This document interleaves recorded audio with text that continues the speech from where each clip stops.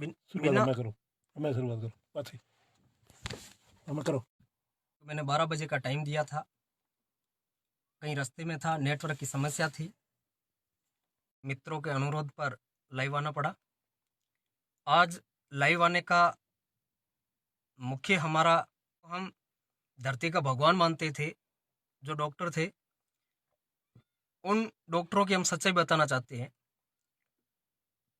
हमने एक कोरोना के अंदर कहीं भी जाते थे, लोगों ने एक लूट मार मची। एक प्राइवेट हॉस्पिटल थे, मेडिकल थे, जिनके पास में कोई योग्यता नहीं थी, कोई दस्तावेज नहीं थे, फिर भी आम जन का वो, और सरकार के पास में, अगर सरकार कहीं पे बिना मास्क का, एक आम आदमी अगर कोई सड़क पर निकलता है तो उनसे 2000 रुपये उनको लूटने लग जाते हैं, उनके पास में अवैध वसूली में लग जाते हैं। लेकिन मैं कहता हूँ सैकड़ों की तादाद में जिनके पास में योग पास में पूरा मापदंड नहीं है, ये जिले के जो मुख्य आला अधिकारी है, उनको इस बात में बिल्कुल बेखबर है। उनको ये पता ही नहीं है कि हमारे पास में ऐसा भी कुछ चल रहा है, क्योंकि इनके पास में सीधी सी बात है कि तोड़पानी.com से ही चलते हैं। अलग से एक धंधा चालू कर रखा है, हफ्ता वसूली में पूरा चलता है। CMHO ऑफिस बाड़मेर में एक RTI लगाई थी, जिसमें ये पूछा था कि आपके कार्यालय में जिले के जितने भी निजी हॉस्पिटल और लेबोरेटरी है, उनकी प्रमाणित सूची मांगी। पहला मेरे को कष्ट ये हुआ कि मैंने जब CMHO साहब के पास में 29 दिसंबर को मैं एक 48 घंटे की RTI मांगा है, तो मैंने उसमें कारण बताया था। ये सूचना का अधिकार अधिनियम 2005 की धारा 7(1) के तहत होता है। तो उसमें मैंने उसका कारण बताया था कि कोविड-19 के अंदर झोला छाप और अयोग्य है, जो आमजन का मरीजों का जो इलाज कर रहे हैं, जिसमें लोगों का जीवन है, वो उपलब्ध करवाई जाए। तो मैंने CMHO साहब को पहला आवेदन दिया ऑफिस में जाकर के। तो CMHO साहब ने कहा कि इसमें हमारी ऑफिस में रिसीव्ड नहीं दी जाती है, आपने हमारे को दिया और रिसीव्ड हमारे आ गई। मैंने किया है सभी सरकारी कार्यालय विभागों में यहाँ प्राप्ति रसीद देने का अधिकार है, रिसीव्ड देने का अधिकार है, तो फिर आप मना कैसे कर सकते हो? या सरकार ने कोई ऐसा आपके लिए आ गया? 48 घंटे होने के बाद में मैंने बताया है, लेकिन हमारे पास स्टाफ की कमी है, इसलिए हम नहीं दे सकते। तो मैंने एक नोटिस निकाला और उनको नोटिस निकाल के उनको भेजा। उनमें ये कहा गया कि अगर मैं प्रथम अपील करूंगा, अपील में मुझे निःशुल्क सूचना दी जाएगी और सरकार की राजकोष को नुकसान पहुंचेगा, इसमें IPC सेक्शन 4 कोशिश कर रहे हो तो भी आपके खिलाफ 167 217 में IPC सेक्शन में FIR दर्ज हो सकती है। तो साहब ने मेरे को सूचना उपलब्ध करवा दी।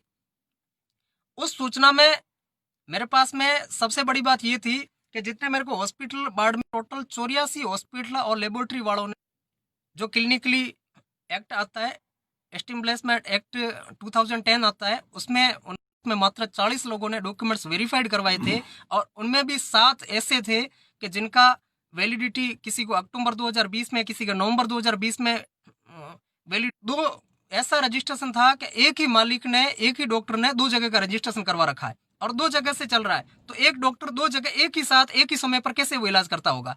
कैसे लेबोरेटरी के अंदर उनकी टोटल एक्सरे करता होगा या ECG करता होगा, सोनोग्राफी करता होगा? एक संभव नहीं है। तो ये दूसरा, ये रजिस्ट्रेशन कब होता है?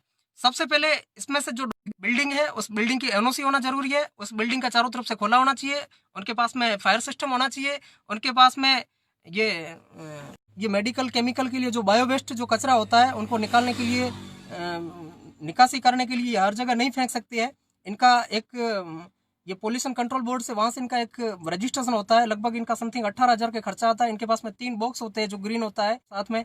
वो बालोतरा से, एक बाड़मेर जिले के लिए बालोतरा से गाड़ी आती है, वो कचरा लेके जाती है और उसको जाके वापस रिसाइकलिंग करते, इसको कचरे को निकाल किया जाता है। लेकिन ऐसा यहाँ पर कोई सिस्टम है ही नहीं। अब ऐसे हमने हॉस्पिटल, कल से हमने जाकर इसका भौतिक सत्यापन करना एक मीडिया टीम के साथ में हमने चालू किया, कि जिसमें सरहदी इलाकों में अगर देखा तो कई हॉस्पिटल ऐसे थे कि बात हमने ये देखी कि वहाँ पे 5वीं 7वीं पास के बंगाली डॉक्टर और दूसरे यहाँ के जो 4-5 साल तक किसी मेडिकल पे प्रैक्टिस किया हुआ था, वो लोगों का ट्रीटमेंट कर रहे अधिकारी थे और मुख्य चिकित्सा और स्वास्थ्य अधिकारी थे। उनसे बात किया तो वो कहते कि हमारे ध्यान में नहीं है, अगर ऐसा होगा तो हम कार्रवाई करेंगे। तो आपके ध्यान में क्या है? जब आप सभी जगह कहते थे कि हमारे पास में अगर कोई गलत क्या है, कि हम पूरे राजस्थान के अंदर प्रत्येक जिले में ऐसी सूचना मांग करके हम डेटा कलेक्ट करेंगे। उसके बाद में हमारा राष्ट्रीय भ्रष्टाचार निरोधक मानवाधिकार संगठन टीम के जितने सदस्य हैं, जागरूक लोग हैं, इनके माध्यम से हम भौतिक सत्यापन करा के उनकी वीडियोग्राफी करेंगे। उनका जितने भी उनका खंड मुख्य चिकित्सा अधिकारी होंगे, उनको सभी को एक लिखित में शिकायत देंगे कि इनको या तो बंद करवाओ, अगर ये बंद नहीं करवाने में सक्षम है तो जिला कलेक्टर साहब को भी अवगत करवाएंगे। अगर वो कलेक्टर महोदय भी कोई नहीं करते हैं तो संबंधित थानों में FIR भी दर्ज करवाई करवाई जाएगी। अगर इसमें भी कुछ परिणाम नहीं आएंगे तो राजस्थान हाईकोर्ट में हम जाकर के इनके खिलाफ जनहित याचिका लगा करके आम जन की सुरक्षा के लिए हमारा संगठन होगा, वो पूरा तत्पर रहेगा और हम इनको किसी भी हाल में उनको बख्शने के मूड में नहीं है, क्योंकि इन लोगों ने, अगर पहले लोगों की सुरक्षा होती है और ये लोग सुरक्षा, कोरोना काल में इन लोगों ने करोड़ों अरबों रुपए का घोटाला कर दिया है, लेकिन उसमें भी नहीं होगा। इन लोगों ने सरकारी हॉस्पिटलों में कलेवा योजना के नाम से लूट के खा गए। यहाँ मेडिकल जितने भी है, उन मेडिकलों की सच्चाई ये है कि मेडिकल जितने चला रहे उनके पास में कोई भी, बाड़मेर जिले में 2000 प्लस मेडिकल ऐसे है जो चला रहे हैं, और जो फार्मासिस्ट है वो कहीं और पे सर्विस कर रहे हैं, लेकिन उनकी जो डिग्रियां हैं वो किराए पे दे रखी है। जिस प्रकार से भ्रष्टाचार में महानरेगा के अंदर जॉब कार्ड जो किराए पे दे रखे हैं, तो उसी प्रकार से सेम सिचुएशन हमारे पास में कई इनके सबूत भी हमने कलेक्ट कर रखे हैं, और इन सबूतों के माध्यम से काफी इस मामले को बड़ा एक कौभांड है, बड़ा ये भ्रष्टाचार है, इस भ्रष्टाचार को हम लगाम लगाएंगे, इसको खत्म करने की कोशिश की जाएगी, और हमने इनकी पूरी तरीके से हम सफल भी होंगे, क्योंकि ये जो देश के नागरिकों, मालिकों के साथ में जो गलत कर रहा है उनको कभी किसी को नहीं छोड़ा जाएगा।